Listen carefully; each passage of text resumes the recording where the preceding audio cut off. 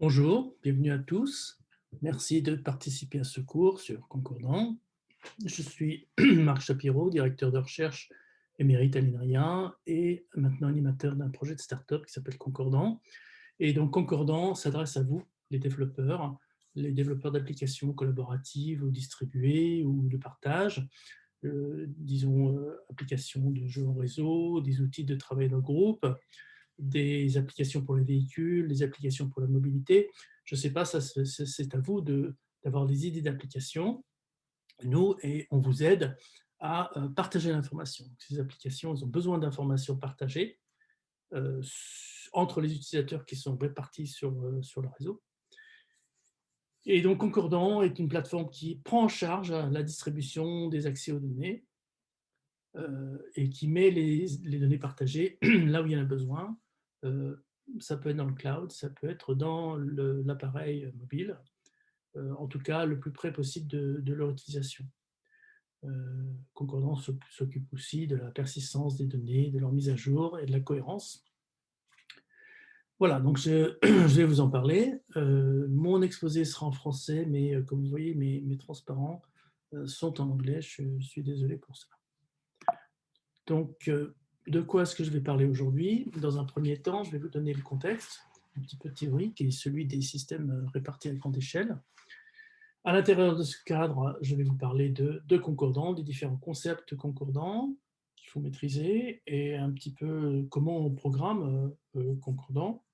Et ensuite, mes collègues Yannick Lee et Florent Coria, qui sont ingénieurs chez Concordant, vont vous montrer un petit tutoriel autour du développement d'un jeu multijoueur collaboratif de type Sudoku.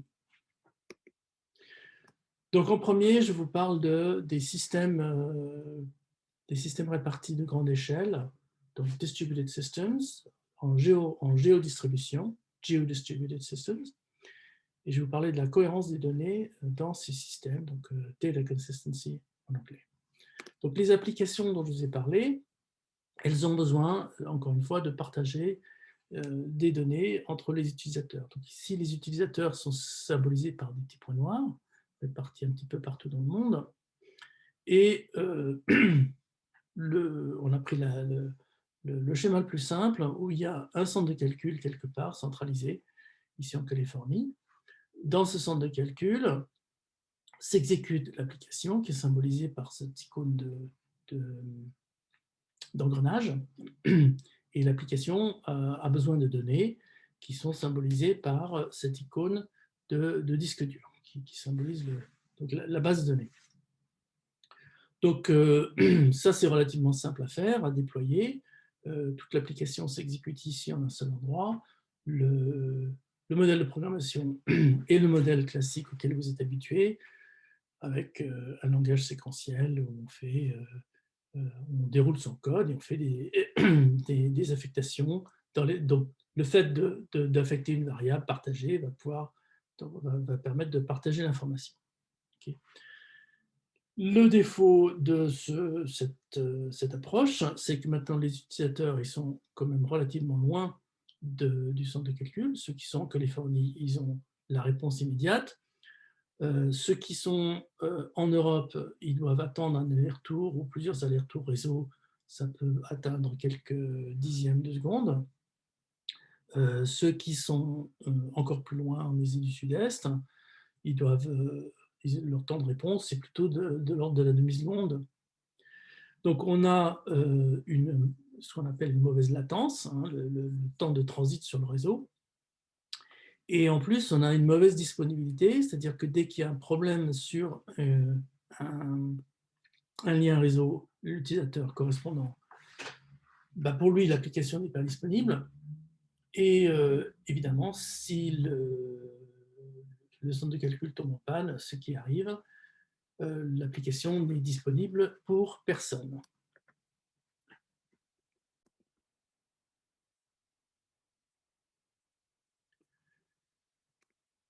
Donc, ce qu'on fait aujourd'hui, enfin, l'idée du cloud, maintenant, c'est d'avoir plusieurs centres de calcul répartis dans le monde. Les utilisateurs sont plus proches, leur latence est plus faible. donc un temps de réponse amélioré.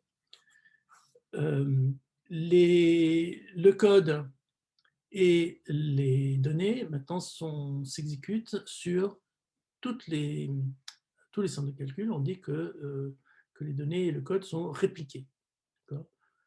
Donc chaque client va s'adresser à la réplique la plus proche. Son temps de réponse est amélioré, sa disponibilité est améliorée, parce que si jamais il y a un des centres de calcul qui tombe en panne, eh bien, il y a toujours les 3 autres qui peuvent prendre le relais. Donc, du point de vue des lectures, la situation s'est beaucoup améliorée. Par contre, du point de vue des écritures, donc une lecture, c'est par exemple, j'affiche la page web du statut de mon copain. Donc ça va vite. Par contre, si moi je dois mettre à jour mon statut à moi, là c'est une écriture, c'est plus compliqué parce qu'il faut non seulement le mettre à jour dans la réplique la plus proche, mais sur toutes les autres répliques. Donc les écritures sont plus lentes et plus complexes, d'autant plus qu'il y a un autre problème qui est que qu'est-ce qui se passe si moi j'écris ma page à un moment donné et quelqu'un d'autre accède à la même page en écriture en même temps. Donc comment ça se passe? Comment est-ce que ces deux écritures vont se coordonner? Qui c'est qui va gagner? Est-ce que quelqu'un va gagner? Est-ce que quelqu'un va perdre?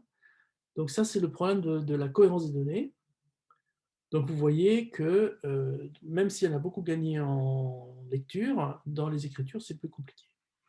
Alors, souvent, les lectures sont il y a beaucoup plus de lectures que d'écriture, et donc du point de vue performance, au bout du compte, on y gagne, en moyenne, mais par contre, la complexité a augmenté. Mais ça, c'est encore pas suffisant, hein. La disponibilité n'est pas parfaite, puisque on s'adresse toujours par le réseau à une application qui est lointaine. Et donc aujourd'hui, ce qu'on veut, c'est ça. On veut les données. Encore une fois, là, ici, vous avez une réplique de la base de données et vous avez une réplique de la logique applicative, maintenant, sur votre appareil. Donc, votre tablette, votre ordinateur portable ou même votre téléphone. Donc là, la disponibilité, elle est parfaite, puisque le temps de réponse, il est de 0. Okay. L'application s'exécute directement sur votre machine, au bord du réseau. Vous avez une copie des données, donc il n'y a pas de problème pour la lecture, mais par contre, évidemment, pour l'écriture, c'est de nouveau beaucoup plus compliqué, et là, encore plus que le cas précédent, puisque l'écriture que vous allez faire, donc la mise à jour de votre statut, maintenant, il va falloir la propager à toutes les copies qui sont là. Et le problème des écritures concurrentes, hein, deux personnes qui écrivent la même donnée en même temps, et de la cohérence à maintenir dans ce cas-là, vous voyez bien que c'est encore plus compliqué qu'avant. Et c'est là qu'intervient notre entreprise, Concordant. Donc, Concordant va essayer de simplifier ces problèmes. Donc c'est clair que c'est des problèmes qui sont beaucoup trop complexes pour le développeur d'application. Encore une fois, le développeur d'application, il veut se concentrer sur sa logique d'application, sa logique métier. Et donc, c'est la plateforme Concordant qui va vous simplifier la gestion de ces données et la réplication, la cohérence des données. Donc, pour vous donner un exemple concret, voici quelque chose que vous pouvez observer vous-même, hein. C'est un jeu de réalité virtuelle que vous reconnaîtrez certainement, où vous avez des utilisateurs qui se baladent chacun avec leur téléphone portable, en l'occurrence. Ici, Carla et Annette sont côte à côte, se baladent dans la campagne, papotent entre elles, et tous les deux, tout d'un coup, elles voient apparaître ces deux personnages, Pikachu et Vulpix. Et donc, Annette dit, ah bah, je vais adopter Pikachu, voilà. Et Carla qui dit, je vais adopter Vulpix. Voilà, c'est fait, ça se passe par la logique de l'application sur leur appareil. Mais Carla dit aussi, pardon, Annette dit aussi, je veux adopter Vulpix. Et bizarrement, elle le peut. C'est-à-dire, alors que Vulpix a déjà été adopté une fois par Carla, Annette peut l'adopter aussi. C'est pas normal. Le personnage ne devrait être adopté que soit par personne, soit par une seule personne. Donc ça, c'est une anomalie de cohérence qu'on voit réellement dans ce jeu. Pourquoi? Parce que les deux appareils ici ne se synchronisent pas, ils ne communiquent que par l'intermédiaire du cloud et assez lentement. Donc, qu'est-ce que c'est que cette violation de cohérence? Vous voyez on peut la caractériser par ce qu'on appelle un invariant. Donc ici, l'invariant, c'est une propriété qui devrait être vraie tout le temps. Là, en l'occurrence, l'invariant, c'est que un personnage, quel qu'il soit, ne peut être adopté que par au plus un utilisateur. Donc ici, j'ai noté le nombre de propriétaires, disons, d'un personnage doit être soit 0 s'il n'a pas été adopté, soit 1 s'il a été adopté par un utilisateur, mais jamais plus. Et donc là, le manque de cohérence, c'est la violation de cet invariant.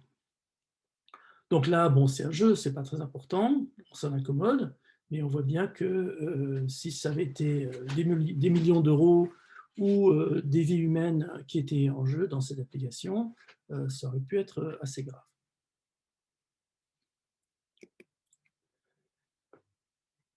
Et donc, ce problème de cohérence est très important.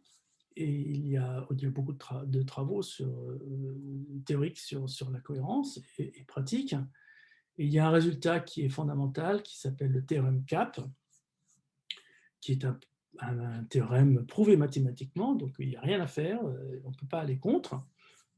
Il y a une impossibilité fondamentale qui est résumée par donc ces trois lettres, CAP. Il y a trois choses qu'on aimerait bien avoir dans un système.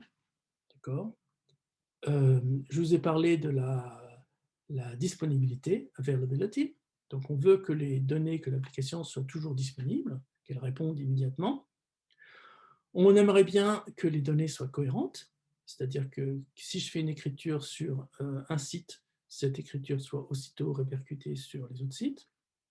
Et on aimerait bien tolérer les coupures de réseau. Voilà. Et ce que dit le théorème, c'est qu'on ne peut pas avoir les trois à la fois. Donc c'est résumé par ce petit triangle. Donc, soit vous avez CA, la cohérence forte et la disponibilité, soit vous avez la cohérence et la tolérance des partitions, soit vous avez la disponibilité et la tolérance aux partitions, mais vous ne pouvez pas avoir les trois. Et en plus, comme c'est impossible d'empêcher les pannes, ben finalement, le seul choix, c'est est-ce que vous, enfin dans les systèmes d'une taille raisonnable, hein, le seul choix, c'est entre cohérence et disponibilité.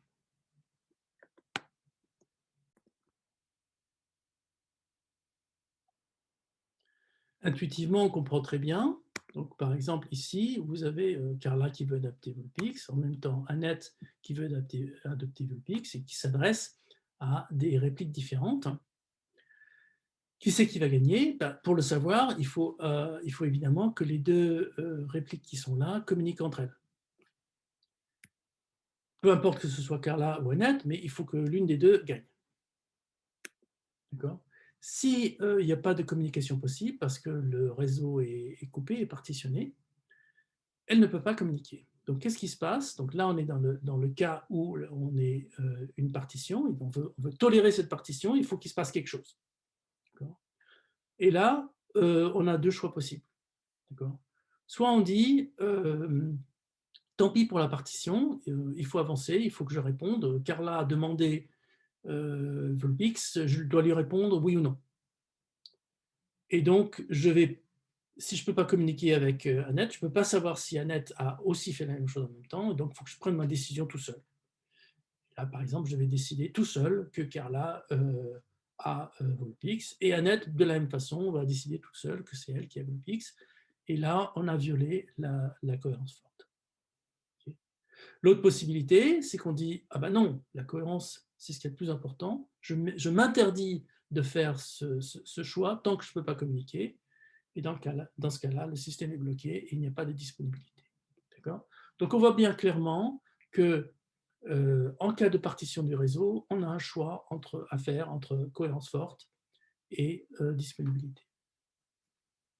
Il y a beaucoup de systèmes existants qui font le choix de la cohérence forte, qui disent qu'il ne faut jamais violer les invariants. Dans les systèmes qui nous intéressent, les systèmes coopératifs, les systèmes en bord de réseau, c'est la disponibilité qui compte. Donc on ne peut pas avoir la cohérence forte, mais on peut avoir de la cohérence. Et c'est ça qu'on va voir maintenant. Donc je vais vous parler très brièvement des différents modèles de cohérence qui existent. Et pour ça, je vais utiliser cette représentation graphique. Ici, vous avez la représentation de 3 répliques, de 3 sites ou de 3 processus ou de 3 machines, comme vous voudrez. Et en fait, ça représente l'historique de ces 3, de l'exécution de ces 3 processus, okay, avec le temps qui s'écoule de gauche à droite. Donc initialement, j'ai pris x, ça pourrait être n'importe quoi, bien sûr. Ici, j'ai une variable x qui est répliquée. Donc au début, tout le monde voit que la variable x vaut 2. Ici, sur la première réplique, on fait on décrémente x. Donc maintenant, x vaut 1. Okay. Et on envoie un message à la réplique du milieu.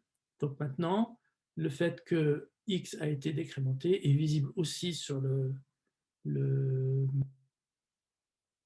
réplique du milieu, donc ici, x vaut 1 ici aussi.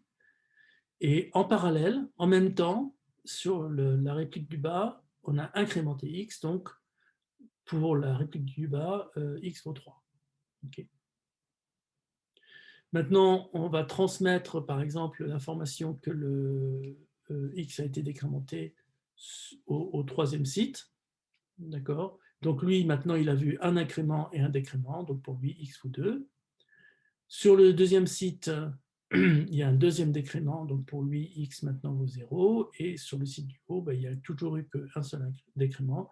Donc pour lui, la valeur visible de x, c'est 1. Okay. Donc ça, c'est juste une façon de représenter l'historique et de représenter qu'est-ce qui se passe entre des répliques. Si vous êtes un peu curieux, vous continuez cette exécution et vous allez voir que finalement, tout le monde va converger vers la valeur x égale 1. Voilà.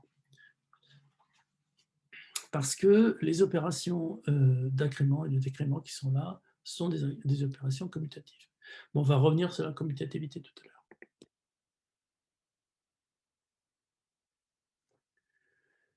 Donc, je vous ai parlé d'invariants, quelques cas très courants d'invariants. Le premier, c'est le compteur borné. Donc, l'invariant, c'est qu'on veut que la variable x soit toujours positive, avec des opérations qui peuvent augmenter ou diminuer x. Donc, c'est le cas de l'adoption. On ne doit pas être adopté plus d'une fois. Donc, ici, vous avez un exemple d'exécution maintenant avec un seul processus purement séquentiel. Donc, je prends x vaut 1 au départ. Je vais exécuter l'opération décrémenter x. Donc maintenant, x vaut 0. Et si je veux de nouveau décrémenter x, je n'ai pas le droit, puisque je dois maintenir cet invariant x positif. Si je décrémentais, il serait négatif. Et donc, cette deuxième commande n'a pas le droit d'avoir lieu, elle doit aborter. Elle va être annulée. Et dans ce cas-là, donc x continue à valoir 0. Je n'ai pas violé l'invariant, mais c'est parce que j'ai aborté la commande qui aurait violé l'invariant. Okay. Un autre exemple d'invariant important, c'est en bas ici. Donc, encore une fois, vous avez une exécution d'un seul processus. Et c'est un invariant de type implication. On a ça très souvent. Donc ici, par exemple, vous avez des photos et vous donnez le droit ou vous ne donnez pas le droit, la permission de voir vos photos. D'accord. Votre photo de profil, par exemple. Donc ici, initialement, votre photo de profil, elle dit, elle est ce château fort, et vous avez donné le droit de voir la photo. Maintenant, vous voulez changer votre photo de profil, et vous voulez mettre une photo de la Tour Eiffel, mais vous ne voulez pas que votre patron sache que vous avez été à Paris. Et donc, du coup, avant de changer la photo, vous lui mettez la permission de la voir à faux. Okay. Donc, maintenant, la permission est fausse. Donc, ça, c'est l'affectation, ça, c'est la valeur. La valeur est fausse. Maintenant, vous changez la photo, donc vous affectez la variable photo avec maintenant la nouvelle vue de la Tour Eiffel. Et maintenant, si votre patron veut regarder votre photo de profil, ce qu'il va voir, c'est un carré noir parce que pour lui, la permission est fausse. Okay. Donc ça, c'est un autre exemple d'invariant très commun. Okay. Comment est-ce que ces invariants, donc là, je vous ai montré une exécution séquentielle, comment est-ce que ces invariants peuvent être violés? Donc, je vous ai déjà montré le cas du compteur, un cas où il était violé. Maintenant, dans le cas de l'implication, prenons donc, voici une exécution avec 3 processus. Initialement, la permission était à vrai, et le processus du milieu, ici, il va la mettre à faux. Donc, la première commande, c'est permission, affectation à faux. Okay. Et je transmets maintenant cette information aux autres sites.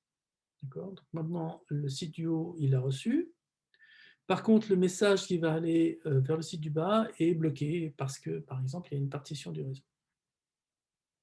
Donc, le site du bas ne le reçoit pas encore.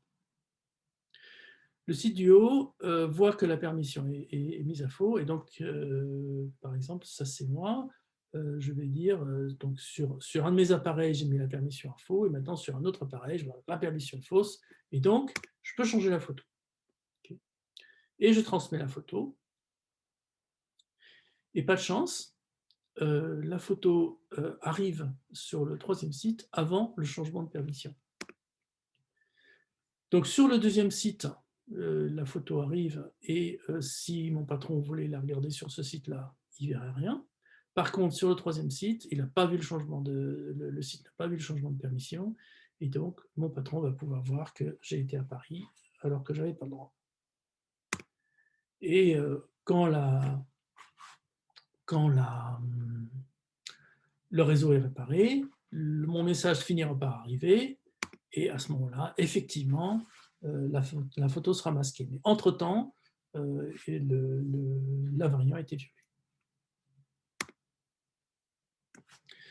Alors, je vais vous parler de 2 modèles de cohérence, il y en a beaucoup plus. Le modèle de cohérence forte dont on a déjà parlé. Qu'est-ce que c'est la cohérence forte? C'est un système dans lequel, même si vous avez plusieurs sites qui s'exécutent en parallèle, tout se passe comme s'il y en avait qu'un.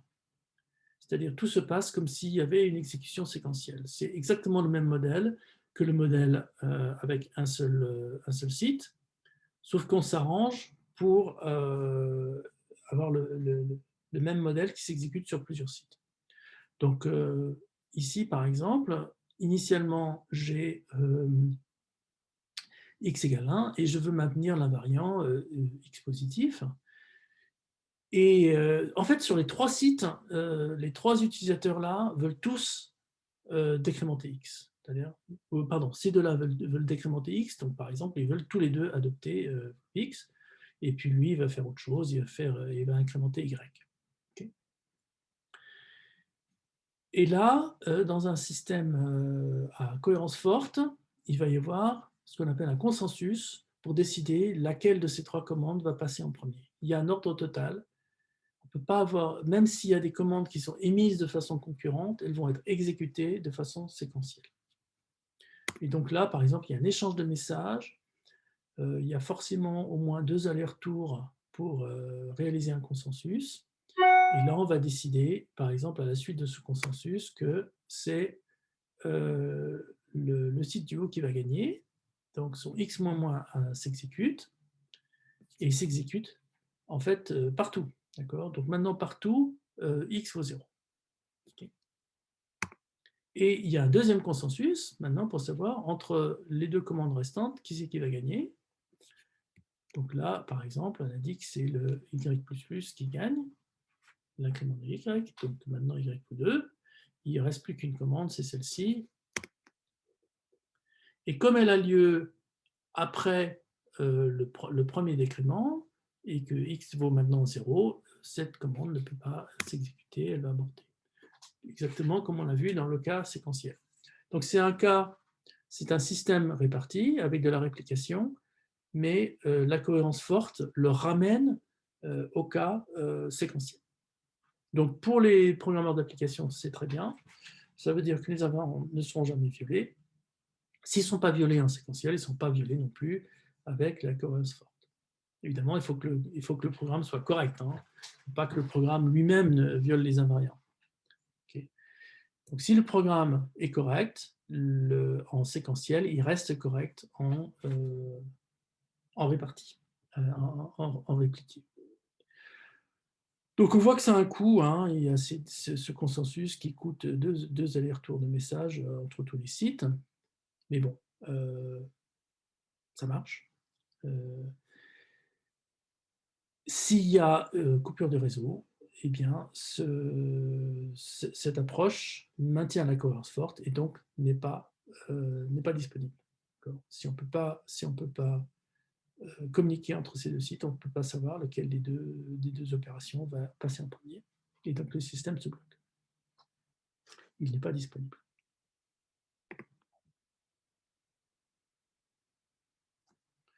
Je vais maintenant vous parler du modèle de cohérence qui est proposé par Concordant, qui s'appelle la cohérence causale convergente. Donc on a vu, si on veut la disponibilité, on ne peut pas avoir la cohérence forte. Ce qu'on peut avoir de mieux, c'est éprouvé mathématiquement, ce qu'on peut avoir de mieux, c'est cette cohérence causale convergente. Donc c'est ça qui va donner le plus de garanties, qui va être le plus facile à utiliser pour les développeurs d'applications. Donc c'est quoi l'idée de la cohérence causale? C'est qu'il n'y a pas d'anomalie d'ordre. S'il y a une opération A qui est faite avant une opération B, tout le monde verra les opérations dans l'ordre A suivi de B. Par contre, si moi je fais une opération A et que vous faites une opération B en même temps, il n'y a pas d'ordre imposé, donc il n'y a pas d'ordre total. Moi je verrai A avant B, vous verrez B avant A, et d'autres personnes verront dans un ordre ou dans l'autre. Mais la convergence fait qu'il n'y aura pas de problème. Que je vois A suivi de B ou B suivi de A, dans ces cas-là, tout le monde, le résultat sera le même. Tout ça va converger. Et ça, ce sera grâce au CRDT dont on va parler tout à l'heure. Okay. Donc il y a un ordre intuitif, hein, ici c'est marqué, si l'opération U1 a lieu avant l'opération U2, et que l'opération U2 est visible pour moi, alors l'opération U1 est visible pour moi. Donc on va dérouler l'exemple de la photo pour voir comment ça marche. Donc, même cas que tout à l'heure, je commence avec ma photo de profil, c'est le donjon. Tout le monde a le droit de voir la photo de profil, y compris mon patron. Et ma première opération, c'est de dire, ben non, mon patron, il n'a plus le droit de voir la photo de profil. Je fais ça, par exemple, sur mon téléphone portable. Et puis, donc je transmets maintenant cette opération à toutes les autres répliques. Et par exemple, sur mon ordinateur portable, maintenant, eh bien, on voit que la permission est devenue fausse. Donc maintenant, on ne voit plus la photo. Et du coup, moi, je me dis, ah ben, je peux changer la photo. Et je mets la photo de Paris. Je transmets. Donc sur le site du milieu, le message arrive. Et donc, sur le site du milieu non plus, on ne peut pas voir la photo de profil. Par contre, sur le site du bas, le message arrive, mais le système ne va pas le délivrer. Il y a marqué sur ce message, il y a une métadonnée qui est gérée par ce qu'on appelle les métadonnées, c'est-à-dire les données qui sont gérées par le système. Il voit que cette photo-là, que ce message-là, le deuxième message est dépendant du premier, et donc on ne peut pas le livrer tant que le premier n'est pas arrivé. Et donc du coup, sur le site du bas, les permissions sont toujours à vrai, mais la photo est l'ancienne photo. Et donc mon patron peut toujours la voir. Et c'est seulement quand le partitionnement est réparé que le message est délivré, ici. Donc maintenant, le message est délivré, les permissions sont fausses, on ne peut pas voir la photo.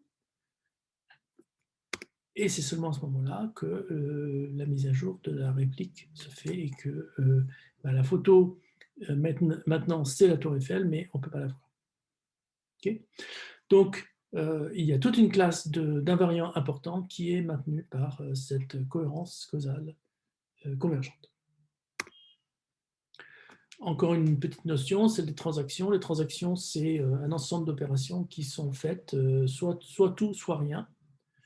Donc, par exemple, l'invariant, si vous voulez que la relation entre un utilisateur et les personnages qu'il a adoptés est symétrique, c'est-à-dire si j'ai adopté un personnage, ce personnage sait qu'il est adopté par moi.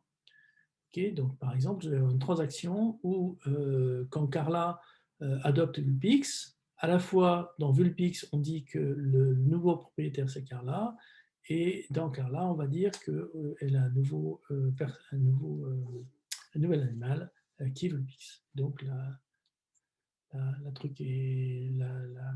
la relation est flexible. Donc, soit sur une réplique, soit j'ai vu ça, et donc Carla et Vulpix se connaissent mutuellement, soit je ne l'ai pas vu et Carla et Vulpix ne se connaissent pas. Donc ça, c'est indépendant de cap, on peut l'avoir en plus du modèle de cohérence. Ok, et donc sur concordant, il y a aussi les transactions.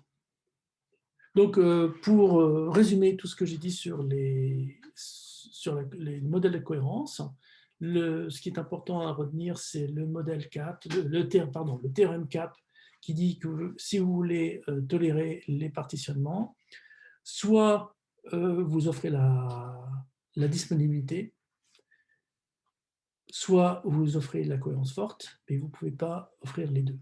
Donc, si vous voulez la disponibilité, il faut une cohérence un peu plus faible que la cohérence forte, et donc, en l'occurrence, nous offrons la cohérence la plus forte possible, qui est donc la cohérence causale avec la convergence et les transactions.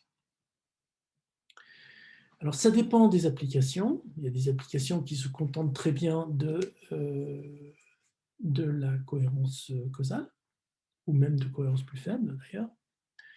Par contre, j'ai toujours pas, puisque je n'ai pas la cohérence forte, j'ai toujours pas résolu le problème de Vulpix. Et donc, qu'est-ce qu'on va faire dans Concordant? On va dire, j'ai pas besoin de la cohérence forte tout le temps. D'ailleurs, je ne peux pas l'offrir puisque je veux de la disponibilité. Par contre, il y a des cas où je peux l'offrir. Et en particulier, quand les utilisateurs sont proches les uns des autres, je vais pouvoir offrir la cohérence forte. Et donc, il y aura cohérence forte entre Annette et Carla, dans l'exemple de tout à l'heure, mais il n'y aura pas cohérence forte avec le reste du monde.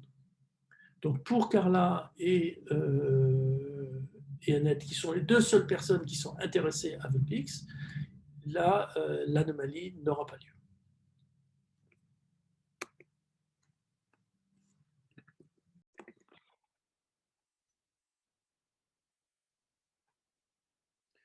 Je vais maintenant vous exposer quelques-uns des concepts importants de concordant, en particulier la topologie et la réplication et le cache des données.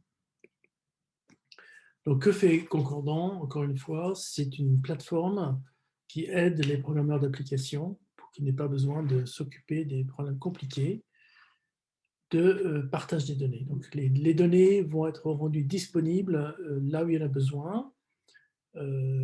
Ça répond à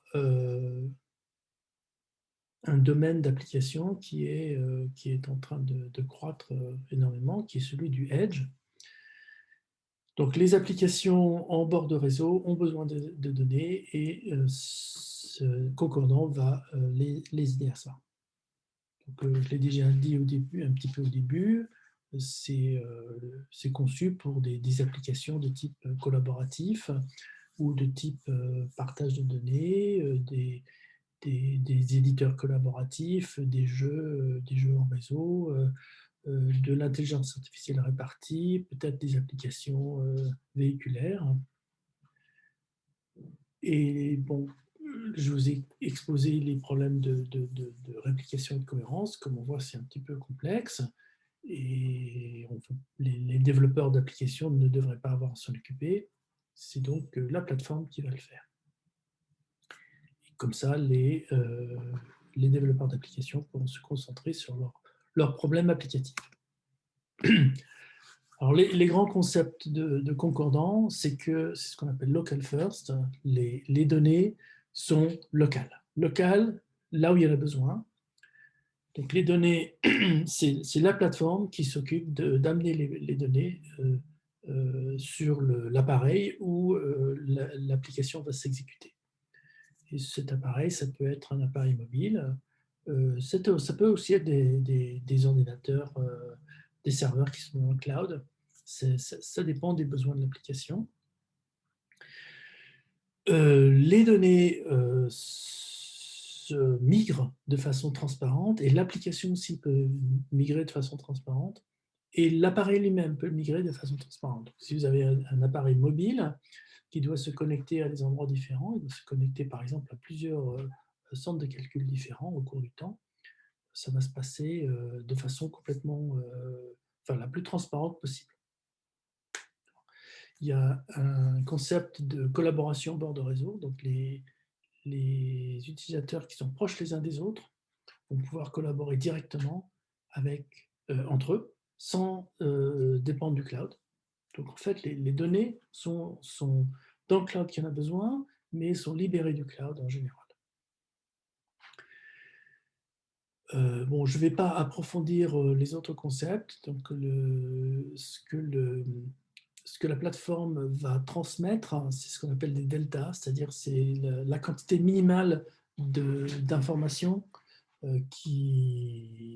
si vous avez déjà vu un certain nombre de mises à jour et des nouvelles mises à jour qui arrivent, on va vous envoyer que les nouvelles mises à jour. Donc, on va vous envoyer juste la partie des données qui vous manquent. Il y a aussi une architecture de sécurité dont je ne vais pas parler.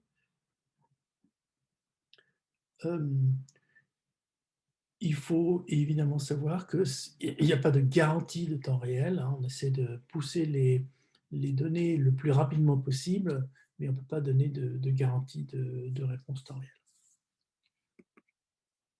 Alors, comment organiser un système concordant? C'est un système un peu en arbre, ici.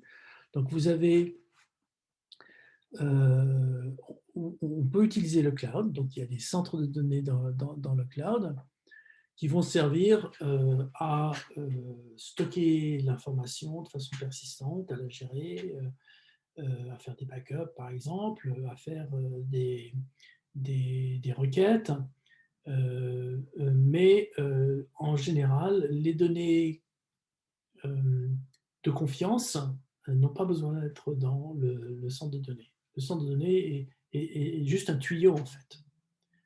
Un tuyau et un site de stockage, mais l'opérateur du centre de données n'a pas besoin de connaître vos données. Donc, elles peuvent rester secrètes, elles peuvent rester cryptées. Donc, vous pouvez avoir plusieurs centres de calcul. Vous pouvez aussi avoir des nœuds en bord de réseau. Ici, vous avez des ordinateurs portables, des téléphones, etc.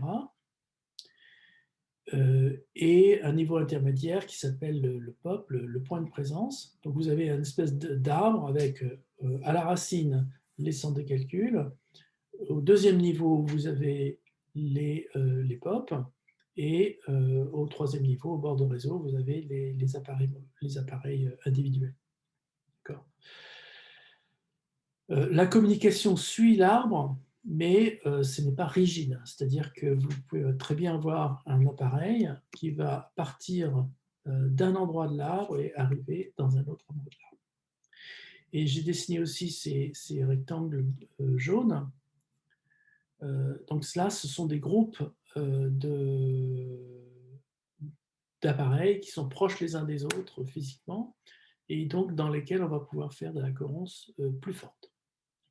Donc, à l'intérieur du centre de calcul, il y a de la cohérence forte, et à l'intérieur d'un groupe d'utilisateurs, ici ou là, il y a de la cohérence forte, donc on va pouvoir maintenir les invariants. Mais il n'y a pas de cohérence forte globale, et donc on va permettre la disponibilité à tout moment. Voilà. Qu'est-ce que je dois vous dire d'autre? Donc évidemment, sur chaque appareil, vous avez, comme promis, la réplique des données qui vous intéressent, et puis vous pouvez exécuter le code de votre application directement, donc vous avez la disponibilité maximale.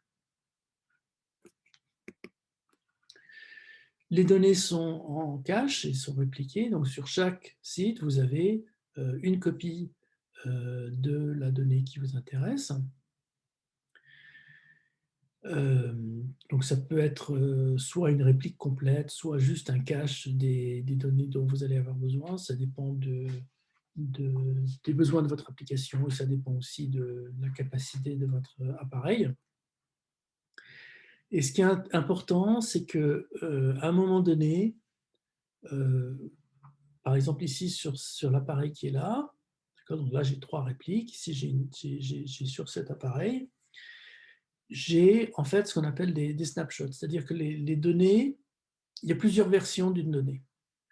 Au fur et à mesure du temps, vous avez votre variable qui, par exemple, votre variable x qui commence à 0, qui passe à 1, qui passe à 2. Et en fait, on va garder toutes les versions.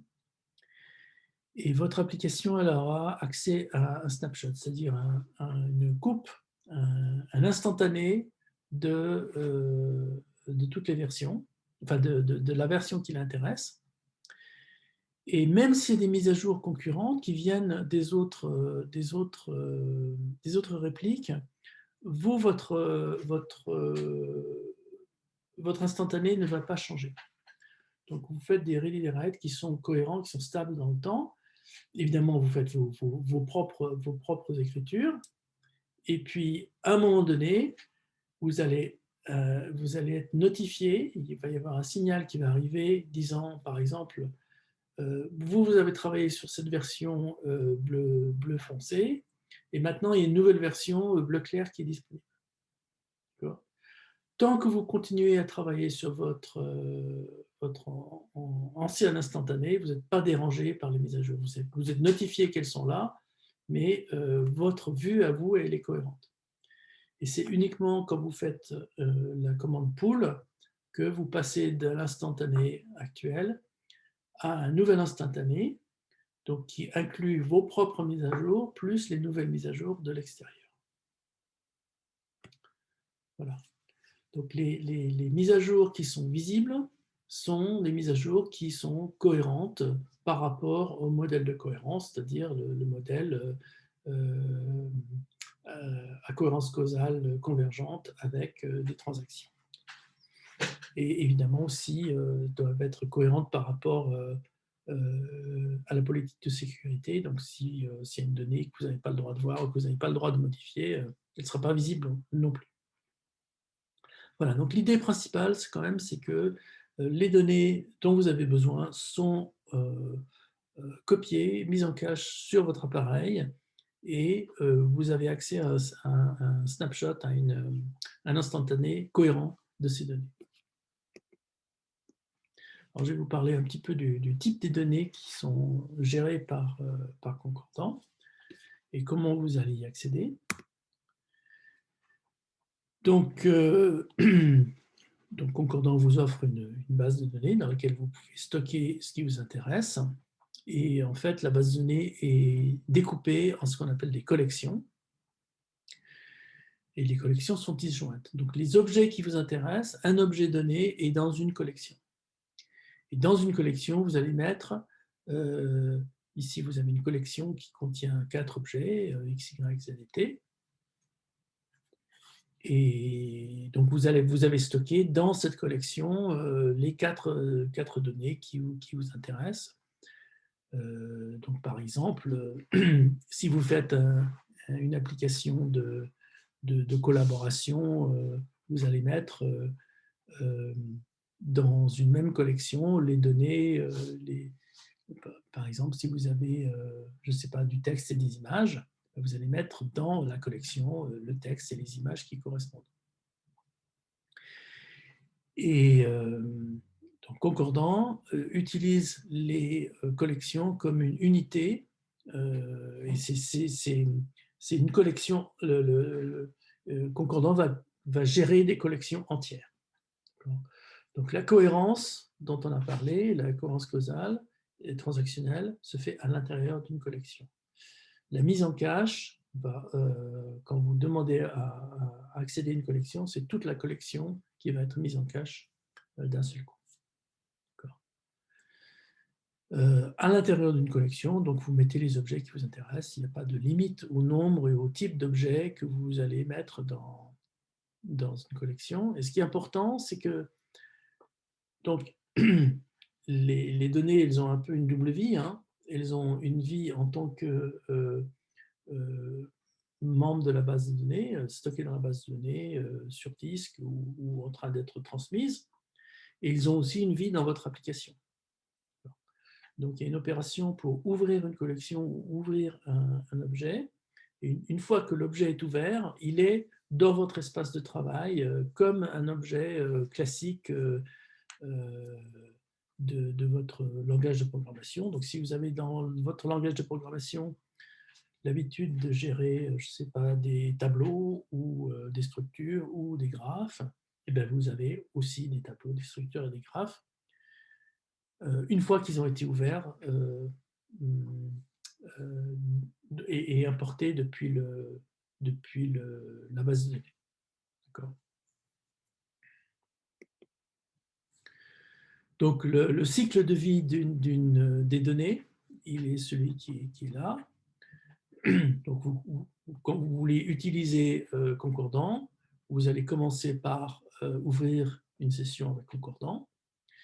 Et à l'intérieur de la session, vous allez dire, ben voilà la collection, les collections qui m'intéressent. Une fois que vous avez ouvert la collection, vous pouvez ouvrir les objets de la collection qui vous intéressent. Ici, j'ai ouvert 2 objets. Et là, vous dites, en gros, quel est l'instantané qui vous intéresse. Donc au début, vous allez juste dire, bah, donnez-moi la version la plus récente de tout ce qui est disponible. Et à ce moment-là, vous allez pouvoir faire des opérations sur vos objets. Donc objet 1, point opération 1, objet 2, point opération 2, objet 3, point opération 3. Tout ça à l'intérieur d'une transaction. Quand vous avez fait un certain nombre d'opérations, vous pouvez décider que cette transaction, vous la terminez et vous allez commencer une nouvelle transaction. Donc là, j'ai fait 4 transactions sur le même instantané. Et puis à un moment donné, je reçois un message qui me notifie qu'une nouvelle version est disponible. Je peux ne rien faire, je peux continuer ma vie à faire d'autres transactions, toujours à partir du même instantané cohérent, ou je peux dire, bah, maintenant, ça m'intéresse de récupérer les données, les mises à jour externes qui ont été faites par d'autres utilisateurs, et je fais un pool, et je fais d'autres transactions, etc. Voilà. Donc c'est ça le cycle de vie, ouvrir les objets, choisir son instantané, faire ses mises à jour, ses lectures et ses écritures locales. Alors, quand on finit une transaction, ces lectures et ces écritures, mes écritures, quand moi je fais une transaction, mes écritures maintenant deviennent disponibles pour vous. Donc vous allez être notifié et vous allez pouvoir faire un pool. C'est évidemment symétrique.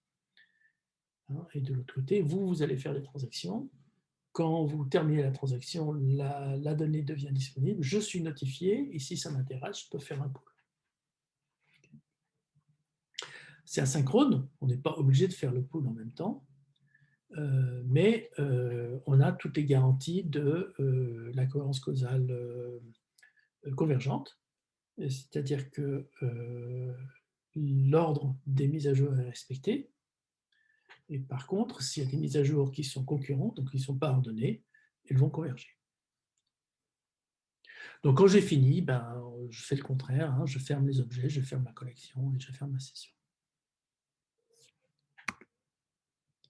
Donc, je vais vous parler un petit peu plus maintenant des types de données qu'on peut manipuler. Donc, ce sont des types des CRDT, donc ce sont des types de données répliquées sans conflit. Et sans conflit, ça veut dire qu'elles sont convergentes. Je suis l'un des inventeurs des CRDT avec Nuno Preguiça et Carlos Paquero. Si ça vous intéresse d'en savoir un peu plus, vous avez une page Wikipédia qui en parle assez bien. Donc la librairie, la bibliothèque des CRDT concordants. Donc encore une fois, les objets concordants, une fois que vous les avez ouverts, ce sont des objets du langage natif. Et on fait en sorte que leur interface soit la plus standard possible, c'est-à-dire qu'il va y avoir des tableaux concordants, ils vont se comporter comme des tableaux de la bibliothèque standard. Vous allez avoir des maps, ils vont se comporter comme des maps, des registres, enfin des cases mémoire, ça va être des cases mémoire classiques, tant qu'on reste dans une exécution séquentielle. D'accord ? Parce que tant qu'on reste dans une exécution séquentielle, l'ordre est respecté et donc il n'y a rien à faire de spécial. Par contre, s'il y a de la concurrence, s'il y a des mises à jour concurrentes, là, c'est différent et on garantit que les mises à jour concurrentes vont être fusionnées de façon, comment dire, qui fait sens. Okay. Maintenant, vous, au niveau applicatif, vous avez le choix entre divers types de données et donc diverses sémantiques de fusion des mises à jour concurrentes. Alors, je vais commencer par vous parler des registres. Donc, les registres, c'est juste des cases mémoire dans lesquelles on fait des affectations. Il y a des compteurs. Donc les compteurs, c'est des entiers sur lesquels on peut faire incrément, décrément. Et donc, il y a des compteurs qu'on peut incrémenter et décrémenter sans limite, et il y en a qui sont bornés, comme on l'a vu précédemment. Il y a des ensembles, il y a des maps, et il y a la séquence donc, qui est assez intéressante. Donc, je vais vous expliquer assez vite, sans rentrer dans le détail technique, comment fonctionne. Donc, le cas le plus simple, c'est ce qu'on appelle le registre Last-Writer Wins. Donc, c'est un registre, sur une case mémoire, d'accord ? C'est une case mémoire, donc il y a deux opérations. Soit on peut affecter une valeur à la case mémoire, et ici je l'ai appelée X, soit on peut lire, ici ça devrait être X, read X rend la valeur de la case mémoire. Et tant qu'on reste dans une exécution séquentielle, vous avez le comportement habituel, c'est-à-dire j'affecte V1 dans X, puis j'affecte V2 dans X. Le résultat, si je fais une lecture de X, ça va être le deuxième, puisque la deuxième affectation écrase la première. Donc le read va renvoyer V2. D'accord ? Donc si je déroule mon exécution ici, initialement sur toutes les répliques, j'ai X qui vaut 0. Si je fais une affectation X égale 1, maintenant sur ce cycle-là, qui est le seul qui a vu cette affectation, x vaut bien 1. Je fais une deuxième affectation, elle écrase la première, maintenant sur ce site-là, x vaut 2. Si je transmets il y a un message entre le premier site et le deuxième, ben, le deuxième site maintenant, il voit l'affectation et donc chez lui, x vaut 1. Et pareil, maintenant, si je fais x égale 3, sur le deuxième site, cette deuxième affectation a lieu après la première. D'accord? Et donc, le x égale 3 va écraser le x égale 1. Donc, c'est exactement la sémantique séquentielle classique grâce à la cohérence causale. Okay? Et si je transmets maintenant un message du deuxième au troisième site, ben, c'est pareil. Le troisième site, sur le troisième site, les deux mises à jour sont visibles, mais c'est la dernière qui gagne puisque c'est un registre. Okay. Donc x égale 3 maintenant sur les deux sites du bas et sur le site du haut qui n'a pas vu cette nouvelle affectation, x vaut toujours 2. Mais maintenant, vous avez deux affectations concurrentes. D'accord? Vous avez le x égale 2 et le x égale 3 qui sont concurrents. Il n'y en a pas un qui est avant l'autre. Et donc, qu'est-ce qu'on fait dans ces cas-là? Ben, on va dire ici, par exemple, que le x égale 2, il est légèrement après le x égale 3, et c'est lui qui va gagner. Donc, c'est pour ça que ça s'appelle last writer wins, le dernier à écrire gagne. Okay. Donc, si vous avez la sémantique concurrente, si vous avez x égale, vous avez une affectation x égale v1 et en concurrence une affectation x égale v2, c'est le cas qui est ici, une lecture qui va arriver derrière va choisir celle qui est la plus récente. D'accord?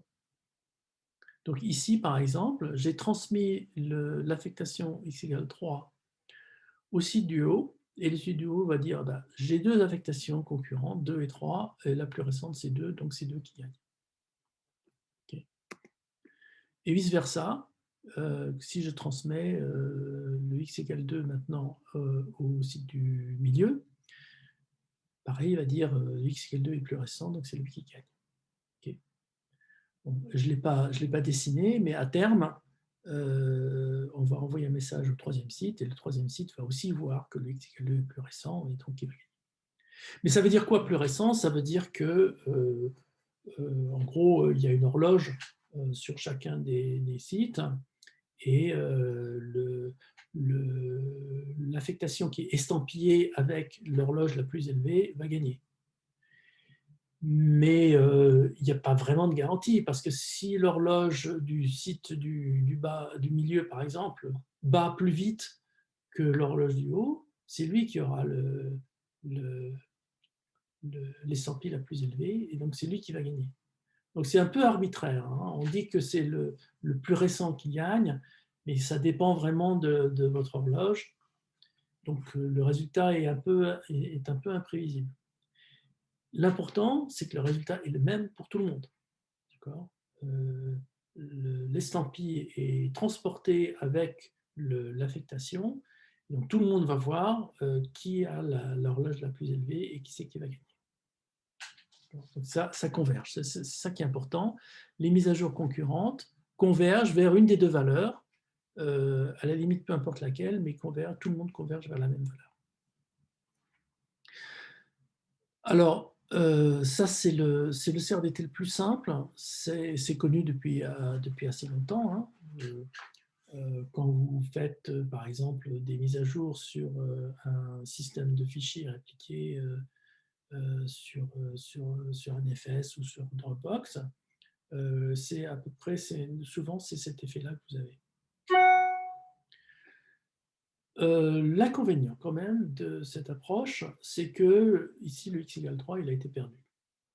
Personne ne sait que quelqu'un a voulu faire x égale 3, et donc le gars qui a fait ça, il n'est peut-être pas très content. Donc il y a un autre type de registre qui s'appelle le multi-value register, le registre multivaleur. Donc c'est un registre, hein, donc c'est une case mémoire sur laquelle on fait des affectations, et donc la, la sémantique séquentielle, c'est la même, d'accord? Si je fais une affectation puis une autre, ben, la deuxième écrase la première. Okay. Donc ici, l'historique du début est le même, hein, j'ai fait x égale 1, j'ai transmis, tout le monde a x égale 1, et puis le x égale 3, il écrase le x égale 1 parce qu'il est après, et le x égale 2, il écrase le x égale 1 parce qu'il est après. Okay. Donc le début de l'historique est le même que dans le cas précédent, la straight wins. Par contre, ici, dans les deux mises à jour concurrentes, on ne veut pas perdre de données, et donc aucune des deux ne va gagner sur l'autre. Et du coup, maintenant, le registre, il s'est dédoublé. Il a deux valeurs. Il a la valeur 2 et la valeur 3. Et ce sera à l'application de décider laquelle des deux il préfère. Ou s'il veut les additionner, enfin, il va décider avec sa sémantique d'application qu'est-ce qu'il doit faire de ces choses-là. Donc ça, c'était une idée qui a été proposée il y a très longtemps par Amazon.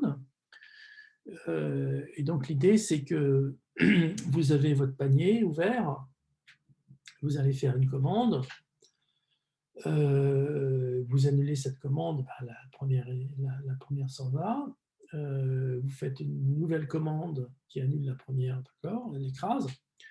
Par contre, si ça peut arriver que votre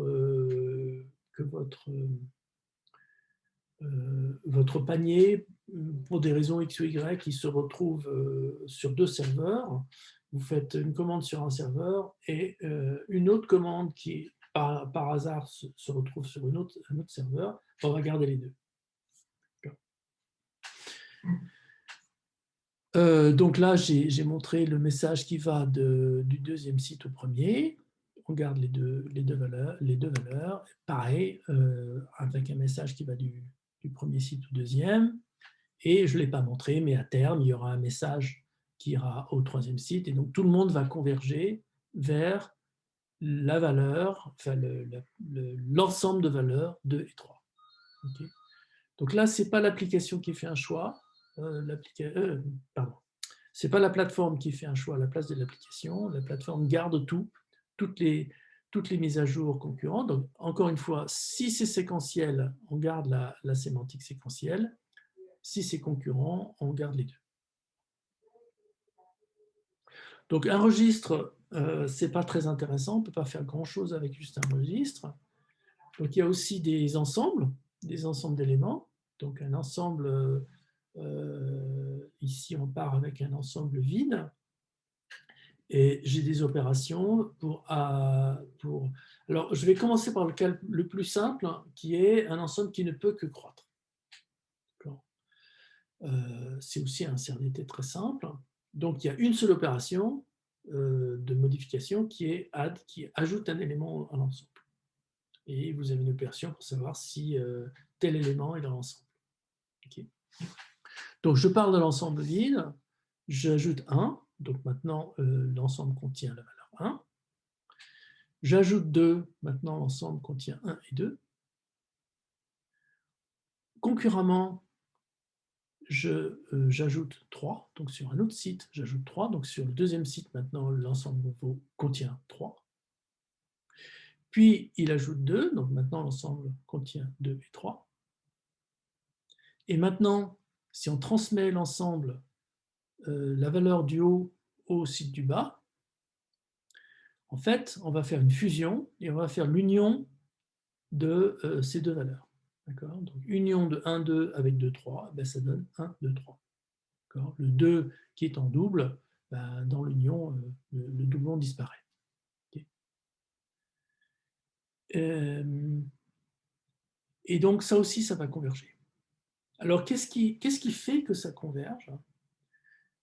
En fait, ce qui fait que les valeurs convergent, c'est que les opérations ici concurrentes sont commutatives. Le add est commutatif avec le add, quelle que soit la valeur. C'est ce qui garantit que quand je vais fusionner les deux valeurs, j'aurai le même résultat au bout du compte. D'accord? Donc ici, j'ai 1, 2, 3. Et puis si je transmets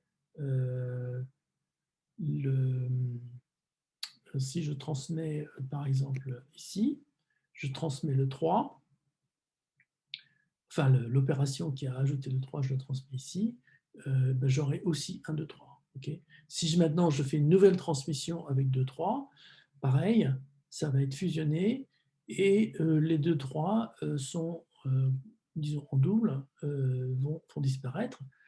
Donc la fusion est idempotente. On dit que si on fusionne la même chose plusieurs fois, ça donne toujours le même résultat. Donc c'est commutatif, c'est idempotent et c'est aussi associatif. Et c'est ça qui garantit que les valeurs vont converger. Donc si vous voulez faire votre propre CRDT, il faut faire en sorte qu'il faut s'arranger pour que l'opération de fusion soit commutative, associative et idempotente. D'accord ? Donc, comme tous les CRDT, les données sont répliquées, chacun peut faire ses opérations locales, donc c'est toujours disponible. Et en plus, la convergence des opérations concurrentes est garantie par le fait que la fusion est commutative, associative et idempotente. Alors c'est facile, donc je ne l'ai pas dit sur les registres, mais c'est aussi commutative, associative et idempotente, c'est pour ça que ça converge. Pour un ensemble, on voit bien comment faire converger un ensemble où on ne fait que rajouter, parce que l'union est commutative, associative, idempotente. Pour un ensemble où on pourrait faire des retraits, c'est plus compliqué. Et donc là, nous avons conçu ce qu'on appelle le Hadwin set. C'est un ensemble maintenant où on peut faire ajouter un élément, enlever un élément et vérifier si l'élément est dans l'ensemble.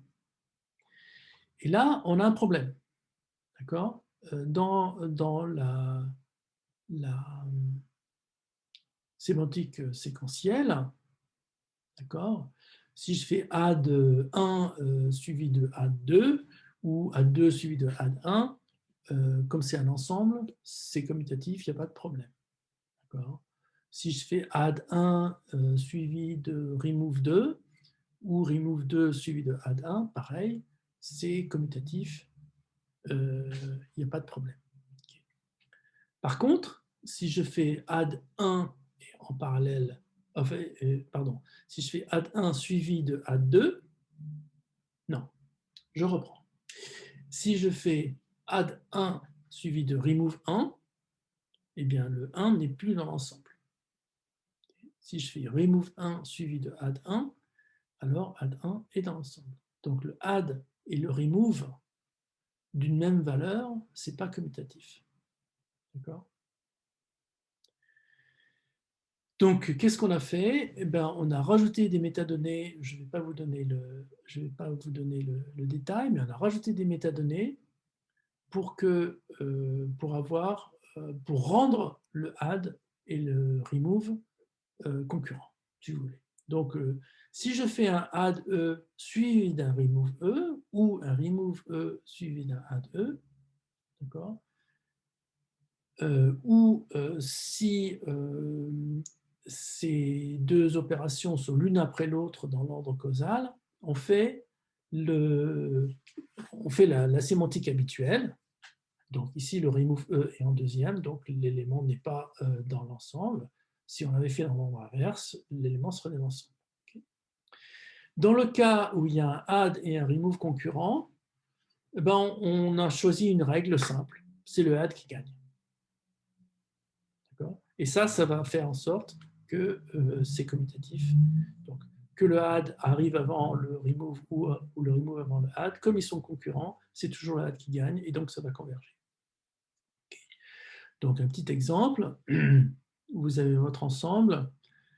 Ici, initialement, il contient l'élément 1. Si je fais un add 1, ça n'a aucun effet. Si je fais un add 2, ça rajoute l'élément 2. Okay. Sur le site du haut, sur le site du bas, je fais un add 3, donc maintenant j'ai 1 et 3, et j'ai un remove. Donc j'enlève le 1. Maintenant la valeur, enfin le contenu de l'ensemble, c'est uniquement l'élément 3. Okay. Et là, vous voyez que vous avez un add 1, ici, qui est concurrent avec un remove 1. Et là, on va appliquer la règle, c'est le add qui gagne. Donc quand on va transmettre les opérations du haut vers le site du bas, il y a bien un remove sur le site du bas, mais il y a un add concurrent, donc c'est le add qui gagne, et donc l'ensemble, il a maintenant le contenu 1, 2, 3. Okay. Et puis, si j'envoie un message dans l'autre sens, c'est pareil. Je vois bien qu'il y a un remove, mais il y a aussi un add concurrent, donc c'est le add qui gagne, et donc 1, 2, 3. Okay. Et donc, ça converge. C'est ça qui est important. Hein. Encore une fois, en disponibilité, si on veut de la disponibilité, on ne peut pas avoir la cohérence forte. Donc, on ne peut pas ordonner les opérations. Donc, on ne sait pas si le add est avant le remove ou le remove avant le add quand ils sont concurrents. Donc, on décide, ben, c'est pas grave, c'est toujours le add qui gagne.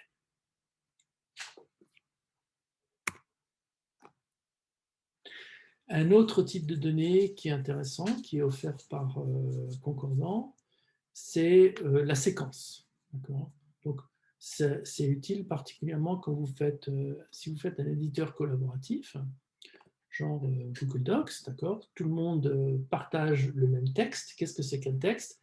C'est une séquence de caractères. Okay. Donc ici, j'ai un texte qui contient le caractère C en position 1, le caractère O en position 2, le caractère N en position 3, etc. Okay. Au début et à la fin, j'ai des marqueurs de début et de fin qui ne sont pas visibles. Donc, ce que voit l'utilisateur, c'est tout ce qui est numéroté. J'ai laissé des trous exprès pour pouvoir faire des mises à jour. Mais ce que voit l'utilisateur, il ne voit pas les trous. Hein. Il voit, ça c'est interne sur Turing. Lui, il voit ce qui est numéroté, 1, 2, 3, 4, 5, etc. Okay. Et les opérations, c'est insérer un élément. Donc, si j'insère un élément à la position 2, d'accord, eh bien, j'aurai un nouvel élément en 2 et le haut aura été chassé à droite et maintenant aura la position 3. Si je fais un remove, si je fais un remove at à une certaine position, donc c'est pareil, si j'enlève le 2, donc le haut disparaît, et maintenant le n aura la position 2, et j'aurai le texte c'est n. Okay. Donc on va regarder un petit peu comment ça se passe. Supposons qu'initialement, j'ai le texte qu'il a. Hein, j'ai écrit concordant, mais avec des cas. Okay. Et j'ai deux répliques. Alors, cette fois-ci, hein, pour faire entrer ça dans le transparent, j'ai le temps qui va de haut en bas. Donc, j'ai deux répliques à gauche et à droite. Il démarre avec le même texte initial. Et là, je veux remplacer, sur le site de gauche, je veux remplacer les cas par des C. Donc, je vais commencer par effacer les cas. Et maintenant, donc ce qui était auparavant en position 2, maintenant, il a la position 1, le haut, etc. Donc, ça a décalé les indices. Et ici, à la place du cas, il y a un marqueur qui est invisible, que l'utilisateur ne verra pas, mais qui reste à l'intérieur de la structure de données. Donc, on appelle ça une pierre tombale, qui indique le fait qu'il y avait quelque chose ici qui a été effacé. Et maintenant, je vais en position 1 mettre un C. Donc, ça va chasser le haut à droite. Okay. Et maintenant, le haut aura de nouveau la position 2. Et pareil, à la place de ce haut-là, enfin, devant plutôt ce haut-là, hein, je vais mettre un autre C qui va chasser le haut vers la droite. Et donc maintenant, j'ai ce que vous voyez ici. Donc, j'ai le C du début qui est en position 1. J'ai le marqueur d'effacement qui n'est pas visible et le O qui est en position 2, etc. Et maintenant, le deuxième C est en position 4. Okay. Mais pendant ce temps-là, je vais aussi faire des mises à jour sur le site de droite. Donc, je vais insérer quelque chose au même endroit, sur le même O, je vais faire une insertion. Donc, j'insère un caractère slash. Donc, maintenant, le O qui était ici, qui était en position 5, est maintenant là, en position 6. Et en position 5, il y a le slash. Et maintenant, eh bien, je vais transmettre les mises à jour qui ont été faites à gauche, je vais les transmettre à droite, et vice-versa, je vais les mises à jour de droite, je vais les transmettre à gauche. Okay. Et donc ici, la fusion va consister à prendre partout où il y a un marqueur d'effacement, c'est le marqueur d'effacement qui va gagner. Okay. Et partout où il y a un nouvel élément, ben, c'est le nouvel élément qui va être inséré. Okay. Donc, le cas, on va voir, le marqueur d'effacement ici a été transmis ici. Okay. Donc, le cas a disparu. Pareil pour le deuxième cas. Le C qui a été inséré ici à la place du O, donc chasse le O vers la droite. Okay. Et le slash qui a aussi été mis à la place du O a aussi chassé ce qui est dans cette position vers la droite. D'accord. Donc le C ici, qui était en position 4, se retrouve maintenant en position 5. Lequel va passer en premier entre les deux? Bon, ça, c'est des règles internes, c'est un peu comme le last writer wins. On s'arrange pour qu'il y en ait un des deux qui gagne et que ce soit toujours le même. Enfin, pas qui gagne, il ne remplace pas l'autre, mais qui chasse l'autre vers la droite. Et donc maintenant, quand je vais transmettre la version qui est ici vers la gauche, même chose. C'est les mêmes règles qui s'appliquent. Ici, en l'occurrence, donc le marqueur d'effacement reste, le marqueur d'effacement reste, les deux C qui ont été insérés restent, et le slash qui a été inséré ici est transmis, et on sait que le slash est à droite du K, le K a été effacé, et donc le slash s'insère à la droite du marqueur d'effacement. Et donc, on va converger. Okay. Donc, on s'est arrangé pour que ces opérations d'effacement et d'insertion soient commutatives, associatives et idempotentes. Et donc, ça va converger. Voilà. Il y a d'autres CRDT, mais je ne vais pas vous en parler. Ça, vous pouvez regarder la doc si ça vous intéresse.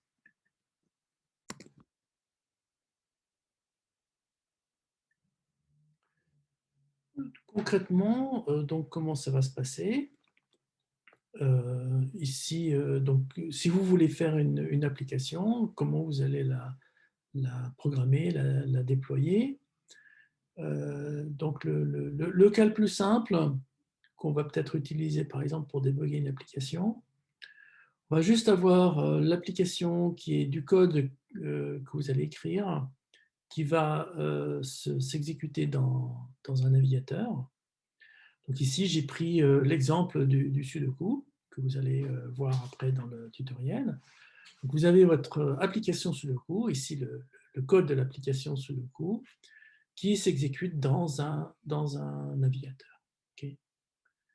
Et on va stocker toutes les informations dans un seul endroit, dans un point de présence, par exemple, qui est proche. Donc, la plateforme concordance s'exécute à la fois sur le point de présence et sur la machine où vous exécutez votre navigateur. Vous ouvrez la session, vous chargez le code et ce code va faire un premier pool pour prendre la version à jour. Par exemple, vous avez la version initiale de la grille de Sudoku qui est partiellement remplie. Okay.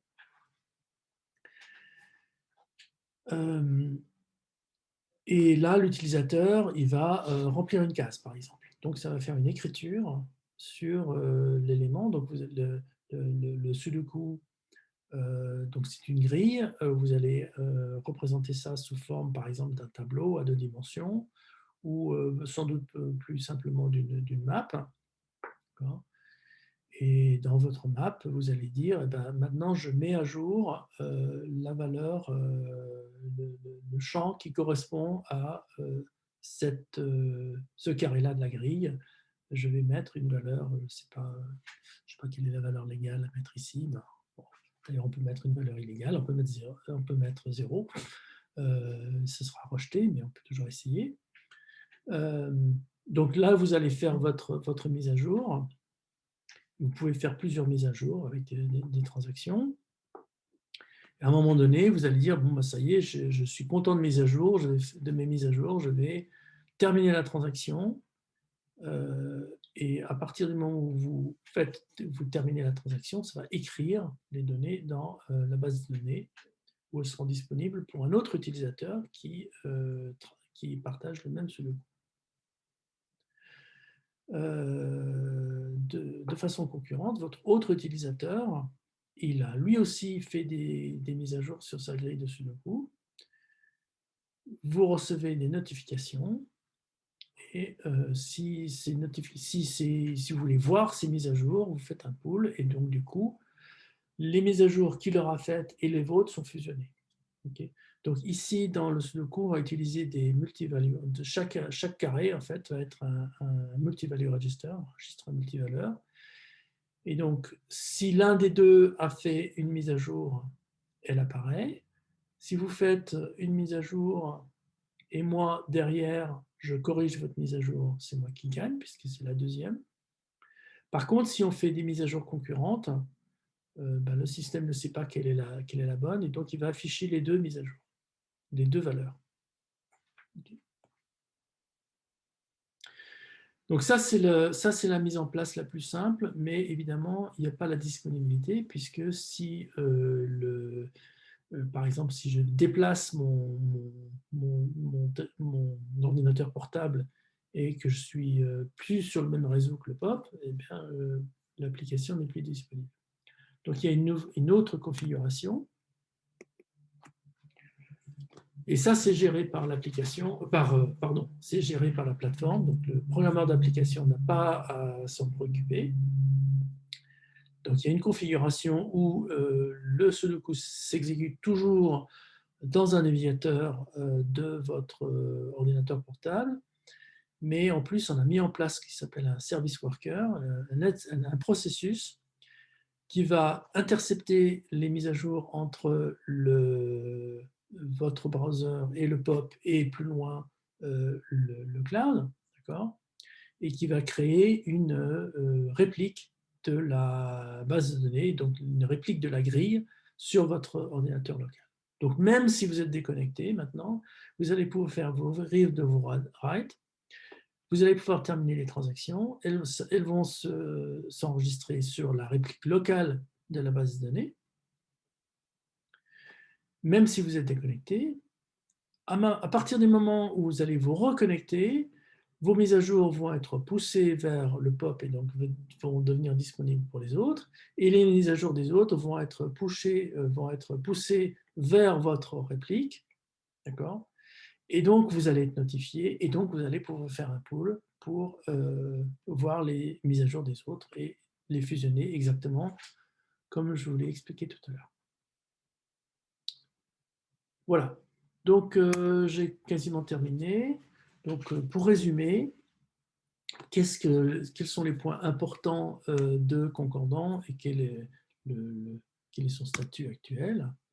Donc, encore une fois, ce qui est important, c'est que Concordant va distribuer les données, va les mettre au plus près de l'application, ici, et le programmeur d'application, il peut se concentrer sur la logique métier. Okay. Et tout ce qui est gestion de la déconnexion, placement des données, distribution, cohérence, réconciliation des mises à jour concurrentes, persister les mises à jour sur la base de données, communiquer entre appareils qui sont proches, la sécurité, etc. Tout ça, c'est pris en charge par la plateforme.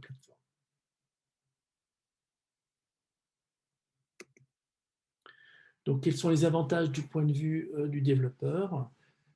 Eh bien, la disponibilité, les données sont proches et donc elles sont disponibles et surtout le temps de réponse est minimal puisqu'il n'y a pas besoin de traverser le réseau pour accéder aux données, elles sont là. Okay. Les règles de cohérence métier sont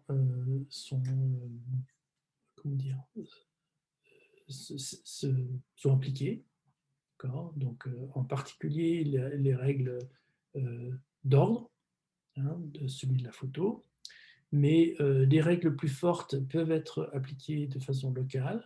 Donc ici, s'il y a communication pair à pair entre carré et net parce qu'elles sont proches l'une de l'autre, l'anomalie qu'on a vue avec Woolpix ne va pas avoir lieu. D'accord. Les données sont sur votre appareil, mais sont aussi stockées dans le cloud de façon cryptée. Donc, c'est persistant, même si vous perdez votre appareil, les données sont toujours là, sont toujours accessibles. Mais il n'y a que vous qui pourrez y accéder avec votre clé. Et l'application est disponible en open source, donc vous pouvez la déployer, on pourra la déployer sur des clouds différents, vous pouvez même la déployer vous-même, et vous n'êtes pas dépendant de l'opérateur de cloud.